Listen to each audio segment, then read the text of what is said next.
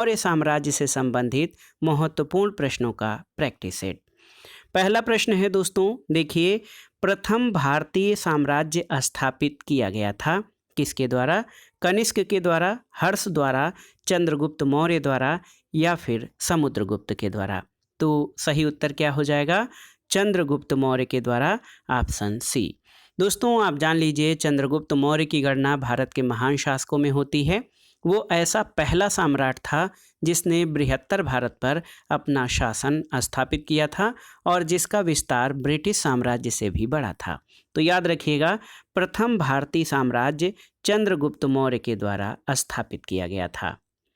अगला प्रश्न है, महत्वपूर्ण है कि निम्नलिखित में से कौन सा सबसे पुराना राजवंश है? गुप्त, मौर्य, वर्धन या फिर कुषाण? तो सही उत्तर इन विकल्पों में से सबसे पुराना राजवंश हो जाएगा मौर्य वंश। ऑप्शन बी आपका सही उत्तर है। दोस्तों दिए गए विकल्पों में मौर्य राजवंश सबसे प्राचीन है। इसका समय 321 से 184 ईसा पूर्व तक था। इसके बाद कुषाण, गुप्त राजवंश और वर्धन राजवंश ने प्राचीन भारत पर शासन किया था।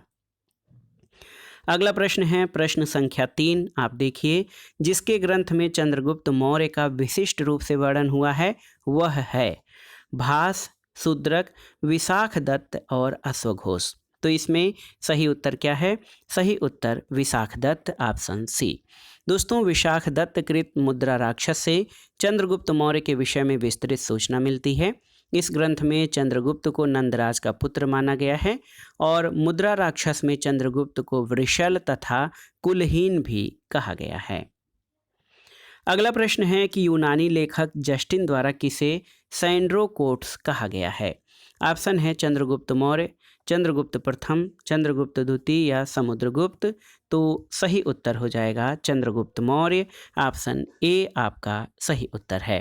दोस्तों विलियम जोन्स पहले विद्वान थे जिन्होंने सैंड्रोकोट्स की पहचान मौर्य शासक चंद्रगुप्त मौर्य से की, जबकि जस्टिन ने सैंड्रोकोट्स यानी चंद्रगुप्त मौर्य और सिकंदर महान की भेंट का उल्लेख किया है। अगला प्रश्न है, निम्नलिखित में से किस मौर्य राजा ने दक्कन की विजय प्राप्त की थी? ऑप्शन देखिए, अशोक, चंद्रगुप्त, बिंदुसार या फिर कुणाल। तो सही उत्तर ऑप्शन बी हो जाएगा, चंद्रगुप्त ने। दोस्तों आप जान लीजिए, मौर्य साम्राज्य के संस्थापक चंद्रगुप्त मौर्य ने दक्षिण भारत की विजय प्राप्त की थी। इस संदर्भ में अशोक के अभिलेखों, जैन और तमिल साक्ष्यों से जानकारी मिलती है। तो याद रखिएगा, चंद्रगुप्त मौर्य ने दक्कन की विजय की थी। अगला प्रश्न है दोस्तों, देखिए, मालवा, गुजरात और महाराष्ट्र किस शासक ने पहली बार जीता था? ऑप्शन है आपके हर्ष, स्कंदगुप्त, विक्रमादित्य या चंद्रगुप्त मौर्य। तो सही उत्तर चंद्रगुप्त मौर्य है। ऑप्शन डी आपका सही उत्तर हो जाएगा। दोस्तों राजनीतिक तौर पर लगभग समस्त भारत का एकीकरण चंद्रगुप्त मौर्य के नेतृत्व में संभव हुआ। मालवा, गुजरात और महाराष्ट्र को पहली बार चंद्रगुप्त मौर्य ने जीता था। अगला प्रश्न है कि वह अभिलेख जिससे ये प्रमाणित होता है कि चंद्रगुप्त का प्रभाव पश्चिम भारत पर था। ऑप्शन देखिए, कलिंग शिलालेख, अशोक का गिरनार शिलालेख, रुद्रदामन का जूनागढ़ शिलालेख या अशोक का सोपारा अभिलेख। तो सही उत्तर क्या हो जाएगा? रुद्रदामन का जूनागढ़ अभिलेख, ऑप्शन सी। दोस्तों आप जान लीजिए, 150 ईस्वी के रुद्रदामन के जूनागढ़ अभिलेख में सौराष्ट्र यानी गुजरात प्रदेश में चंद्रगुप्त मौर्य के प्रांतीय राज्यपाल पुष्यगुप्त वैश्य द्वारा सुदर्शन झील के निर्माण का उल्लेख मिलता है। इससे ये सिद्ध होता है कि पश्चिम भारत का यह भाग मौर्य साम्राज्य में शामिल था। अगला प्रश्न है, चंद्रगुप्त मौर्य ने सेल्यूकस को किस वर्ष में पराजित किया था? आपको बताना है। 317 ईसा पूर्व, 315 ईसा पूर्व, 305 ईसा पूर्व या 300 ईसा पूर्व। तो ये प्रश्न कई बार परीक्षाओं में पूछा गया है। तो डेट याद रखिएगा, 305 ईसा पूर्व, ऑप्शन सी। दोस्तों आप जान लीजिए, चंद्रगुप्त मौर्य ने सेल्यूकस को 305 ईसा पूर्व में पराजित किया था। अगला प्रश्न है, कौटिल्य प्रधानमंत्री थे किसके? तो उत्तर है चंद्रगुप्त मौर्य के, ऑप्शन सी। दोस्तों आप जान लीजिए कि जब चंद्रगुप्त मौर्य भारत का एक छत्र सम्राट बना तो कौटिल्य प्रधानमंत्री और प्रधान पुरोहित के पद पर आसीन हुए। और कौटिल्य की प्रसिद्ध रचना अर्थशास्त्र है, जिसे जो है राजनीति शास्त्र का प्राचीन ग्रंथ, राजनीति शास्त्र और कूटनीति शास्त्र का प्राचीन ग्रंथ माना जाता है। अगला प्रश्न है, चाणक्य अपने बचपन में किस नाम से जाने जाते थे? ऑप्शन है अजय, चाणक्य, विष्णुगुप्त या देवगुप्त। तो सही उत्तर हो जाएगा विष्णुगुप्त, ऑप्शन सी। याद रखिएगा दोस्तों, अर्थशास्त्र के लेखक के रूप में उल्लिखित कौटिल्य और विष्णुगुप्त नाम की साम्यता चाणक्य से की जाती है। अगला प्रश्न है, कौटिल्य का अर्थशास्त्र है एक, चंद्रगुप्त मौर्य के संबंध में नाटक, आत्मकथा, चंद्रगुप्त मौर्य का इतिहास या शासन के सिद्धांतों की पुस्तक।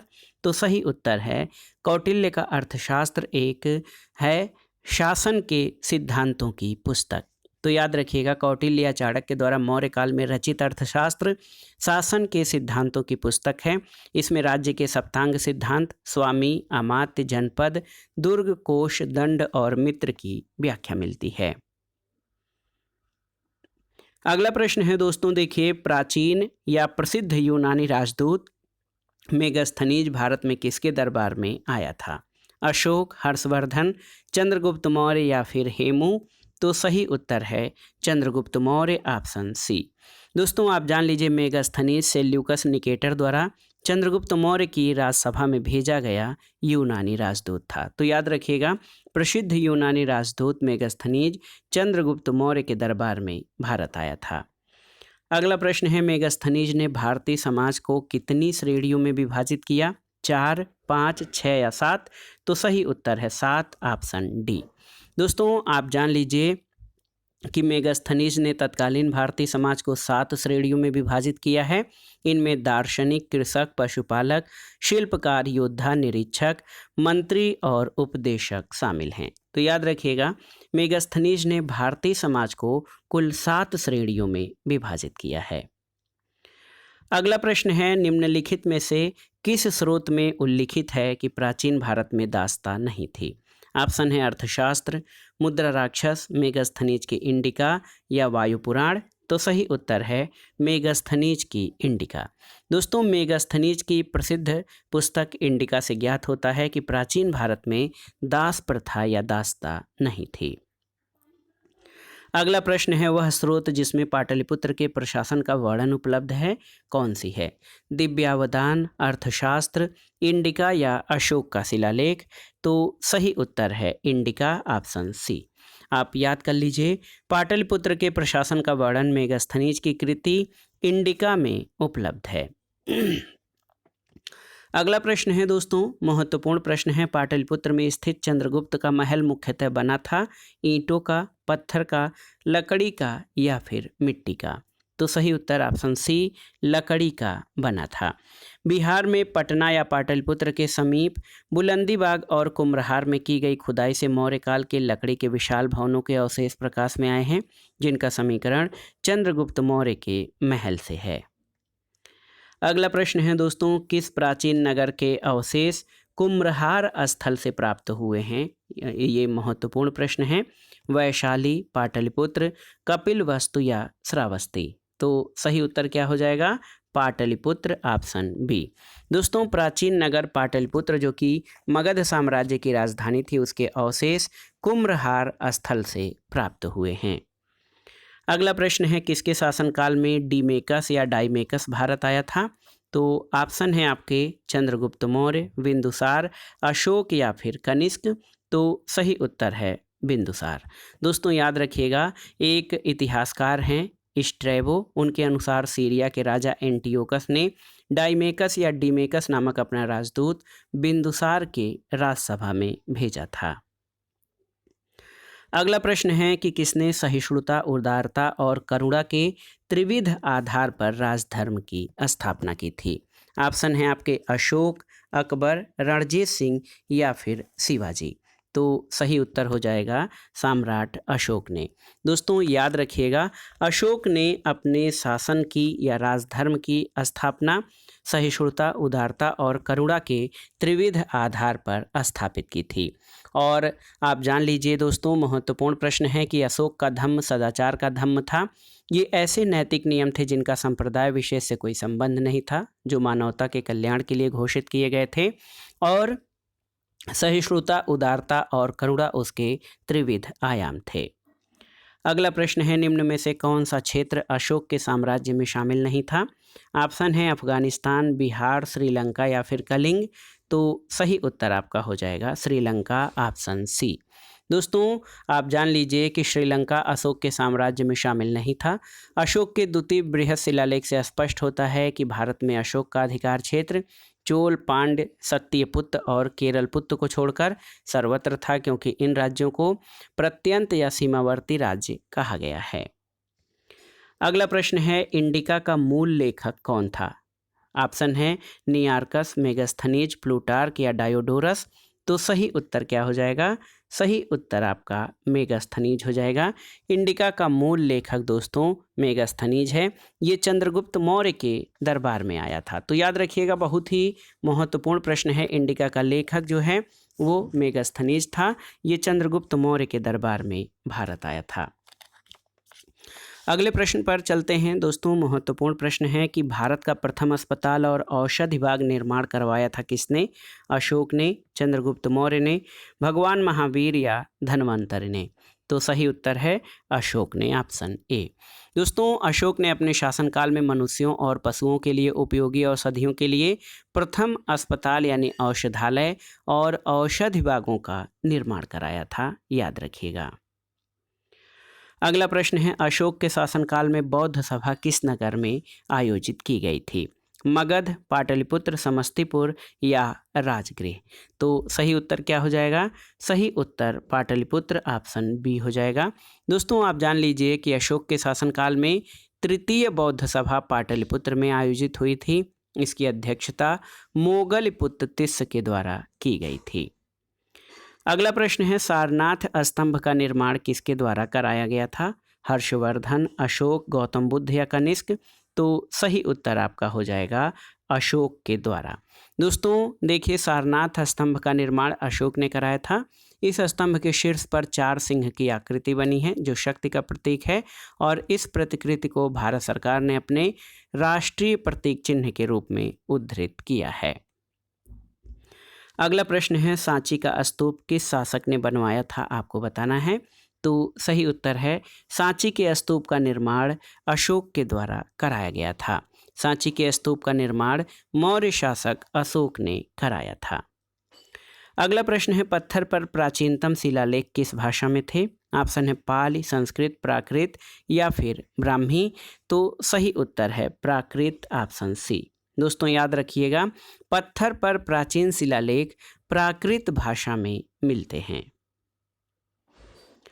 अगला प्रश्न है दोस्तों, अशोक के शिलालेखों में प्रयुक्त भाषा कौन सी है? आपको बताना है। अशोक के शिलालेखों में जो है प्रयुक्त भाषा कौन सी है? तो सही उत्तर क्या हो जाएगा? दोस्तों, अशोक के शिलालेखों में प्राकृत भाषा प्रयुक्त की गई है। ऑप्शन बी आपका सही उत्तर है। अशोक के अधिकांश अभिलेख प्राकृतिक भाषा और ब्राह्मी लिपि में लिखे गए हैं। केवल 2 अभिलेख शाहबाजगढ़ी और मानसेहरा की लिपि ब्राह्मी न होकर खरोष्ठी लिपि है। अगला प्रश्न है दोस्तों, अशोक के शिलालेखों को सबसे पहले किसने पढ़ा था? आपको बताना है। Buhler, Robert Sewell, James Prinsep या कार्डिक्टन ने। तो उत्तर है जेम्स प्रिंसेप, ऑप्शन सी।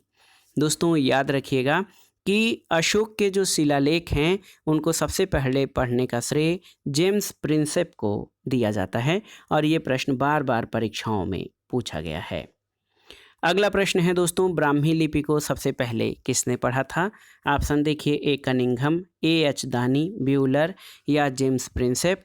तो सही उत्तर है जेम्स प्रिंसेप, ऑप्शन डी। दोस्तों याद रखिएगा कि प्राचीन काल में जो ब्राह्मी लिपि को सबसे पहले जेम्स प्रिंसेप के द्वारा पढ़ा गया था।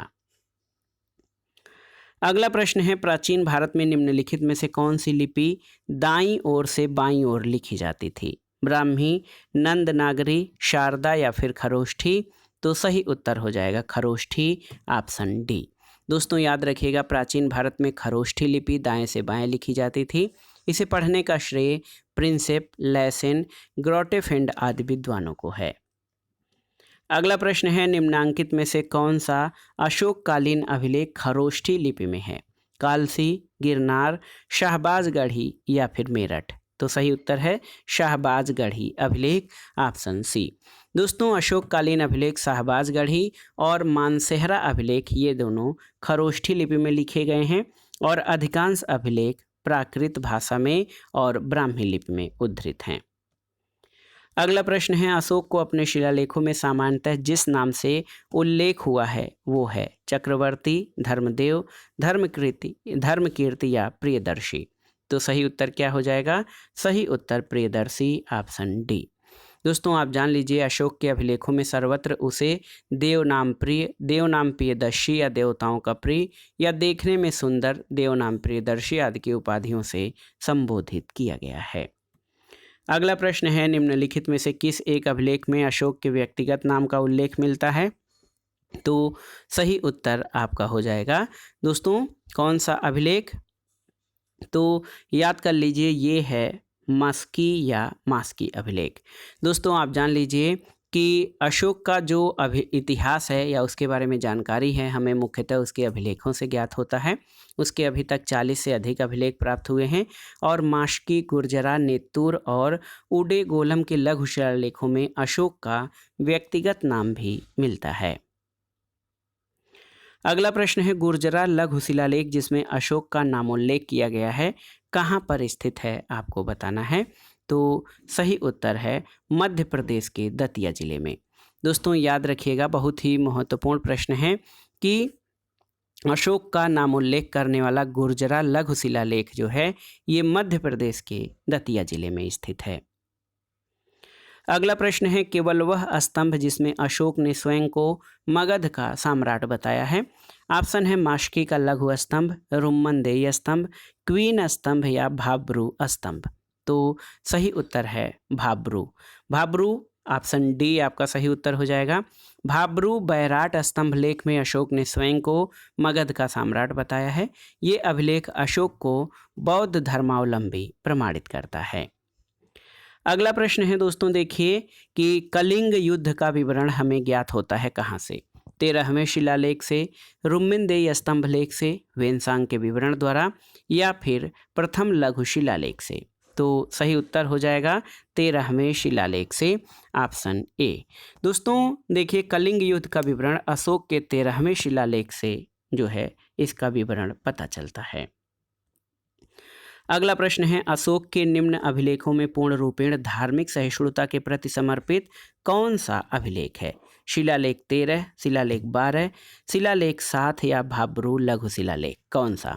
तो इसमें पूछा गया है कि अशोक का कौन सा अभिलेख पूर्ण रूप से धार्मिक सहिष्णुता के प्रति समर्पित है? तो सही उत्तर है शिलालेख 12, ऑप्शन बी। और ये प्रश्न भी बार बार परीक्षाओं में पूछा गया है। आप जान लीजिएगा कि अशोक के दीर्घ शिलालेख 12 में सभी संप्रदायों के सार की वृद्धि होने की कामना की गई है और धार्मिक सहिष्णुता के लिए जो पालनीय उपाय हैं वो बताए गए हैं। अगला प्रश्न है दोस्तों, टालेमी फिलाडेल्फस जिसके साथ अशोक के राजनय यानी कूटनीतिक संबंध थे, कहाँ का शासक था? साइरोन, मिस्र, मकदूनिया या सीरिया? तो सही उत्तर है दोस्तों ये जो टालमी का फिलाडेल्फस था या टालमी फिलाडेल्फस ये जो है मिस्र का शासक था। ऑप्शन बी आपका सही उत्तर है। दोस्तों मौर्य शासक अशोक के 13वें शिलालेख से ये ज्ञात होता है कि अशोक के 5 यवन राजाओं के साथ मैत्रीपूर्ण संबंध थे, जिनमें एंटियोक जो कि सीरिया का शासक था, इसके अलावा तुर्मै टॉलेमी टू फिलाडेल्फस ये मिस्र का शासक था और अतंकिनी या एंटीगोनस ये मैसिडोनिया या मकदोनिया का राजा और मग साइरीन का शासक था। अलिक सुंदर या अलेक्जेंडर एपाइरस या एपीरस का राजा था। अगला प्रश्न है महत्वपूर्ण प्रश्न है, अंतिम मौर्य सम्राट कौन था? ऑप्शन है जालौक, अवंतिवर्मा, नंदीवर्मन या बृहद्रथ? तो सही उत्तर है बृहद्रथ अंतिम मौर्य सम्राट था। ऑप्शन डी आपका सही उत्तर है। दोस्तों आप जान लीजिए कि अंतिम मौर्य शासक बृहद्रथ था। बृहद्रथ की हत्या इसके सेनापति पुष्यमित्र शुंग के द्वारा 184 ईसा पूर्व में की गई थी। अगला प्रश्न है रज्जुक थे क्या? रज्जुक क्या थे मौर्य काल में, आपको बताना है। तो सही उत्तर है अशोक के अभिलेखों में रज्जुक नाम के अधिकारी का उल्लेख मिलता है। तो यहाँ पर मौर्य शासन में अधिकारी जो थे ये रज्जुक थे। अगला प्रश्न है सार्थवाह किसे कहते थे? दलालों को, व्यापारियों के काफिले को, महाजनों को या फिर तीर्थयात्रियों को? तो सही उत्तर क्या हो जाएगा? सही उत्तर व्यापारियों के काफिले को सार्थवाह कहा जाता था। ऑप्शन बी आपका सही उत्तर है। दोस्तों मौर्य काल में व्यापारिक काफिले या कारवां के प्रमुख को सार्थवाह की संज्ञा दी गई है। तो सही उत्तर निकटतम उत्तर ऑप्शन बी हो जाएगा। सार्थवाह व्यापारी के काफिले नहीं बल्कि काफिलों के प्रमुख को कहा जाता था। अगला प्रश्न है भाग और बलि क्या थे? सैनिक विभाग, राजस्व के स्रोत, धार्मिक अनुष्ठान या प्रशासकीय विभाग? तो सही उत्तर क्या हो जाएगा? सही उत्तर आपका है राजस्व के स्रोत। ऑप्शन बी सही उत्तर हो जाएगा।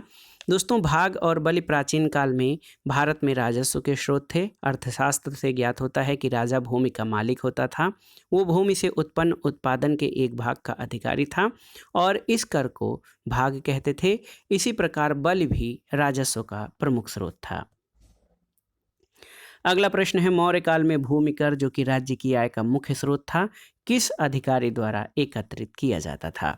ऑप्शन है अग्रोनोमाई, शुल्काध्यक्ष, सीताध्यक्ष या अकराध्यक्ष? तो सही उत्तर क्या हो जाएगा? सही उत्तर सीताध्यक्ष ऑप्शन सी हो जाएगा। मौर्य काल में सीताध्यक्ष कृषि भूमि का अध्यक्ष था और वही भूमि कर वसूलने का कार्य भी करता था। अगला प्रश्न है दोस्तों मौर्य काल में सीता से क्या तात्पर्य है? एक देवी, एक धार्मिक संप्रदाय, राजकीय भूमि से प्राप्त आय या ऊसर भूमि? तो सही उत्तर ऑप्शन सी राजकीय भूमि से प्राप्त आय।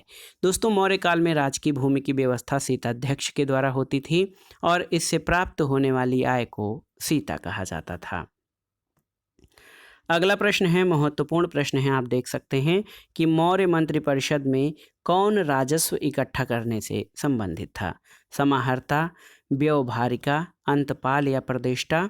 तो सही उत्तर है समाहर्ता ऑप्शन ए। दोस्तों याद रखिएगा कि मौर्य मंत्रिपरिषद में राजस्व एकत्र करने का कार्य समाहर्ता के द्वारा किया जाता था। अगला प्रश्न है प्रश्न संख्या 46 कि निम्नलिखित में से कौन मौर्य युगीन अधिकारी तौल माप का प्रभारी होता था? तो सही उत्तर क्या हो जाएगा? सही उत्तर है पौतवाध्यक्ष ऑप्शन ए। दोस्तों आप जान लीजिए मौर्य युगीन अधिकारी पौतवाध्यक्ष माप तौल का प्रभारी था, पड़याध्यक्ष वाणिज्य विभाग का और सूनाध्यक्ष बूचड़ खाने का प्रभारी होता था। तो याद रखिएगा माप तौल का प्रभारी मौर्य काल में पौतवाध्यक्ष होता था। अगले प्रश्न पर आते हैं दोस्तों मौर्य काल में शिक्षा का सर्वाधिक प्रसिद्ध केंद्र कौन सा था? वैशाली, नालंदा, उज्जैन या फिर तक्षशिला? आपको बताना है। तो सही उत्तर ऑप्शन सी तक्षशिला हो जाएगा। दोस्तों तक्षशिला मौर्य काल में शिक्षा का प्रमुख केंद्र था। यहाँ विश्व भर से लोग पढ़ने आते थे। अगला प्रश्न है जल की आवश्यकता को ध्यान में रखते हुए किस प्रथम शासक ने गिरनार क्षेत्र में एक झील का निर्माण करवाया था? वह शासक कौन था? तो सही उत्तर दोस्तों हो जाएगा सही उत्तर ये कौन है? चंद्रगुप्त मौर्य ने। तो याद रखिएगा दोस्तों चंद्रगुप्त मौर्य ने जल की आवश्यकता को ध्यान में रखते हुए गिरनार क्षेत्र में एक झील का निर्माण कराया था।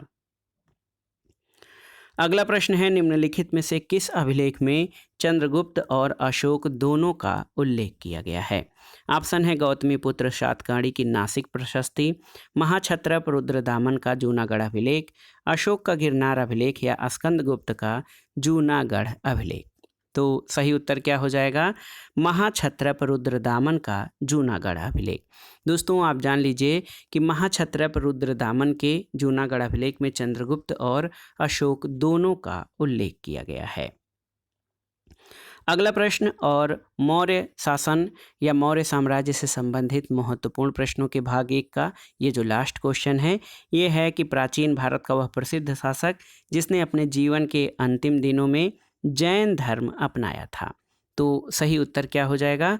सही उत्तर आपका है चंद्रगुप्त, ऑप्शन ए। दोस्तों आप जान लीजिए, मौर्य वंश के संस्थापक चंद्रगुप्त मौर्य ने जीवन के अंतिम दिनों में जैन धर्म अपनाया था और जैन अनुश्रुत के अनुसार उसने मैसूर के श्रवण बेलागोला में सल्लेखना द्वारा मृत्यु का वरण किया था। चंद्रगुप्त मौर्य ने जैन साधु भद्रबाहु से जैन धर्म की दीक्षा ली थी। तो दोस्तों ये था आज का वीडियो। प्राचीन भारत के इतिहास से संबंधित महत्वपूर्ण प्रश्नों के प्रैक्टिस सेट या अभ्यास सेट में हमने मौर्य साम्राज्य से संबंधित महत्वपूर्ण प्रश्नों को सॉल्व किया, जो आपके आगामी विभिन्न परीक्षाओं के भारतीय इतिहास खंड और विभिन्न अध्यापक भर्ती परीक्षाओं के इतिहास विषय के लिए बहुत ही उपयोगी है। आप इन प्रश्नों को तैयार कर लीजिएगा। इसके अलावा जो भी प्रश्न आपको थोड़ा कठिन लगें या अलग टाइप के हों, उनको अलग से आप अपने नोट्स में लिख लीजिएगा, ताकि रिवीजन के समय वो प्रश्न आसानी से आप तैयार कर सकें। तो वीडियो आपको कैसा लगा हमें कमेंट बॉक्स में ज़रूर बताइएगा। वीडियो को लाइक करें, शेयर करें और इस चैनल को सब्सक्राइब करें। वीडियो देखने के लिए धन्यवाद दोस्तों। नमस्कार।